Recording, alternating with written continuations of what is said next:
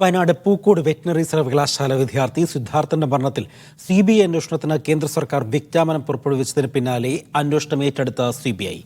കണ്ണൂരിലെത്തിയ CBIയുടെ SP-യുടെ നേതൃത്വത്തിലുള്ള 4-അംഗ സംഘം Kalpetta DYSP TN സജീവിൽ നിന്ന് വിശദാംശങ്ങൾ ശേഖരിച്ചു. ഇന്ന് സംഘം വയനാട്ടിലെത്തിയ അന്വേഷണം തുടങ്ങും. സിദ്ധാർത്ഥന്റെ മരണത്തിൽ CBI അന്വേഷണത്തിലുള്ള വിജ്ഞാപനം ഉടൻ ഇറക്കണമെന്ന് കേന്ദ്ര സർക്കാരിന് ഹൈക്കോടതി നിർദ്ദേശം നൽകിയിരുന്നു. അന്വേഷണം വൈകുന്നത് നീതിയെ ബാധിക്കുമെന്ന് ജസ്റ്റിസ് ബെച്ചു കുര്യൻ ഓർമ്മപ്പെടുത്തുകയും ചെയ്തു. കേന്ദ്രം വിജ്ഞാപനമിറക്കാതെ അന്വേഷണം ഏറ്റെടുക്കാനാകില്ലെന്ന് CBIയും കോടതിയെ അറിയിച്ചിരുന്നു. ഇതിന് പിന്നാലെയാണ് കേന്ദ്ര സർക്കാർ വിജ്ഞാപനം പുറപ്പെടുവിച്ചത്. ഇതോടെ CBI നടപടികൾ വേഗത്തിലാക്കി.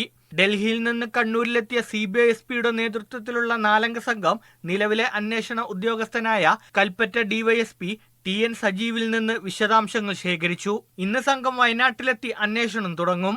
CBI അന്വേഷണത്തിന് ഉത്തരവിട്ട് സംസ്ഥാന സർക്കാർ വിജ്ഞാപനം ഇറക്കിയെങ്കിലും 2 മാസത്തിന് ശേഷമാണ് രേഖകൾ കൈമാറിയതെന്ന് സിദ്ധാർത്ഥന്റെ അച്ഛൻ ജയപ്രകാശ് കോടതിയിൽ കുറ്റപ്പെടുത്തിയിരുന്നു. രേഖകൾ കൈമാറാൻ എന്തിനായിരുന്നു കാലതാമസമെന്നും ഇതിന് ഉത്തരവാദി ആരെന്നും ചോദിച്ച കോടതി എല്ലാ കാര്യത്തിലും സർക്കാരിന്റെ മേൽനോട്ടം ഉണ്ടാകണമെന്നും ഓർമ്മപ്പെടുത്തിയിരുന്നു. മീഡിയ 1 വയനാട്.